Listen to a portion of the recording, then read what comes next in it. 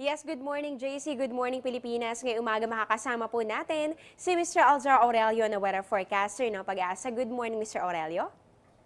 Good morning sa iyo, Amor, at sa lahat ng ating mga televiewers.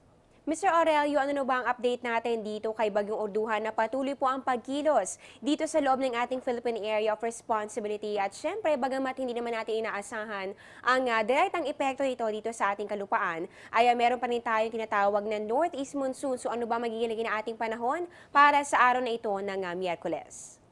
Tama, sa mga oras ito ay wala pa ring epekto itong si Bagyong Ordua kung saan ay napakalayo niya sa ating bansa. Yun ang makikita. At ang layo po niya sa mga oras ito ay nasa 1,000 kilometers east-northeast ng Itbayat ng Batanes. At patuloy itong kumikilos na west-northwest sa bilis na 11 kilometers per hour na maaari pong mayang gabi o bukas ng madaling araw ay lalabas ito sa ating Philippine Area of Responsibility. Sa mga oras ito, ang lakas ng hangin ng taglay ng Bagyong Orduha ay nasa 160 kilometers per hour, samantalang ang gustiness ay aabot sa 195 kilometers per hour. At wala po nakataas na public storm warning signals sa alimang bahagi ng ating bansa.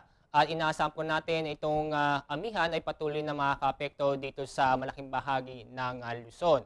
Kaya sa mga buong bansa po ay makakaasa po tayo na yung makikita, napakaganda po ang ating mga panahon, Luzon, Visayas at Mindanao. Asahan po natin itong mga isolated na pag-ulan o thunderstorm, kadalasan yan sa hapon o gabi. At ano naman po ang mga lugar na kabilang dito sa inyong ibinigay na gale warning para po sa ating mga kabayan na maglalayag o kaya naman po ay mamamalaot? Ligtas po ba sa kanila itong mga baybayin na ito? Ano ba ang dapat nilang asahan dito sa inyong ibinigay na babala na ito? Tama, bagamat itong bagyong si Ordua, yun makikita ay napakalayong ho niya sa ating bansa. May tayong inaasahan na malalaking alon dito sa ating bansa, lalo na po dito sa buong seaboards ng Northern Luzon.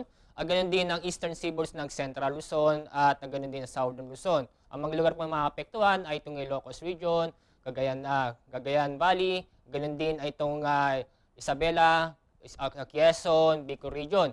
Kaya po, ibig sabihin po niyan ay huwag munang pumalaot ng ating mangingisda, ganun din ang malilit na sakyang pandagat. Dulo po yan ng hanging amihan. Okay, eto naman Mr. Aurelio, bukod po dito kay Bagyong Orduha na binabantayan na natin na nasa loob pa rin po ng ating Philippine Area of Responsibility. Sa labas naman po ng ating PAR, meron po bang namomonitor ang Pag-asa na magiging sama ng panahon o weather disturbance na posible pong pumasok at makaapekto dito sa ating landmass sa mga susunod na mga araw at susunod pang mga linggo? Tama, may isang panibagong bagyo pero napakalayo ho niya sa ating bansa. Ito yung bagyo, may international name na Likima.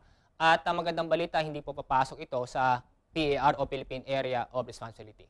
Ayan, good news yan para sa ating lahat dahil inaasahan nga po na ito po mga kabayan ay hindi naman po papasok dito sa ating Philippine Air Responsibility. Pero syempre dahil po nagbabago po ang ating panahon, ay magbantay pa rin po tayo dahil posible po na magkaroon pa ng mga changes dito sa magiging track ng bagyo o sama ng panahon na ito.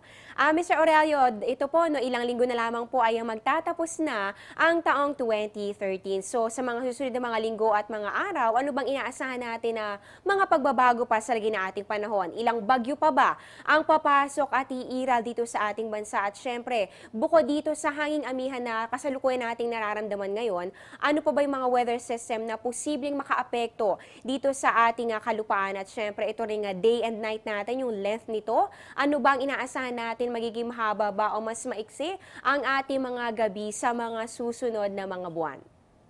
Tama, bago magtapos ng 2013, inaasahan pa rin natin na 2 o 3 o 5 pang bagyo bago magtapos ang taon nito. At mananatili pa rin itong amihan na makakaapekto dito sa malaking bahagi ng ating bansa, lalo po ang Luzon at ng Visayas. Inaasahan pa rin natin na darating itong Teleno cold front na kadalasan na maapektuhan itong eastern section ng Luzon, tulad ng Quezon at Aurora, ganoon din ang eastern section, ganoon din ang Bicol Region at ganoon din ang Samar at Leyte provinces. Okay, eto po, bukod po dito sa northeast monsoon o hanging amihan ay posible rin po tayo maapektuhan ng tail end of a cold front. Ayun, mababanggit na naman po natin yan sa mga ulat panahon. Kaya antabayanan po natin yan sa mga susunod pang mga araw. At Mr. Aurelio, dahil nga po isa lamang sa mga epekto o major effect nitong pagpasok ng hanging amihan ay ang pagbaba ng ating mga temperatura, lalong-lalo na dito sa Luzon. Ano ba yung naitala ng Pag-asa na 5 lowest temperature kahapon, araw po yun ng Martes, October 22, 2013.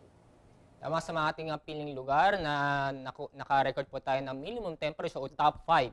Ito yung nangunguna pong Baguio kung saan ay naka-record po tayo kahapon ng 14.7 degrees Celsius. Pumalawa ito sa Basco sa bandang Batanes area, 20.6 degrees Celsius. Tanay naman sa may bandang Rizal ay umabot ng 20.8 degrees Celsius. Kung ang apat, itong Itbaya sa Batanes area, 21.2 degrees Celsius. Panglima, ito yung nasa Tuguegarao kung saan naka-record po tayo ng 21.9 degrees Celsius. Ayan po mga kabayan, talagang mapapansin na po natin ang unti-unting pagbaba ng ating mga temperatura, lalong-lalo na po dito sa Luzon, dahil po yan sa pag-iral ng hanging amihan. Ay maraming salamat po Mr. Aurelio sa bilahang impormasyon tungkol sa lagay ng ating panahon. Meron ka na lang bang mapapayo para sa ating mga kababayan? Tama po, kahit po wala po nakataas ng public storm warning signal, paalala po sa ating mga kababayan, lalo na po ating mangingisda, kasama na rin ang maliit na sakyang pandagat.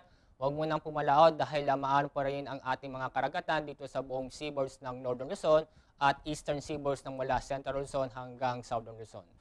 Natunghayan nga po natin si Mr. Aljar Aurelio na weather forecaster ng Pag-asa. Magbabalik po kami matapos ang isang paalala. Teng, ang package. Ma'am, sabi ng Air 21 on the road na. Ano, Teng? Ang package. Ma'am, sabi ng Air 21 na receive na. Okay, very good. Basta padala, sagot ka ng Air 21. May real-time delivery updates via text para worry-free ka. Teng, ang package, napadala mo na? Yes, ma'am, sa Air 21. Sa Air 21, sagot ko, padala mo. At yan muna ang latest mula dito sa Pag-asa. Ako po ang inyong weather lover, Amor La Rosa. Balik muna sa inyo, Carla.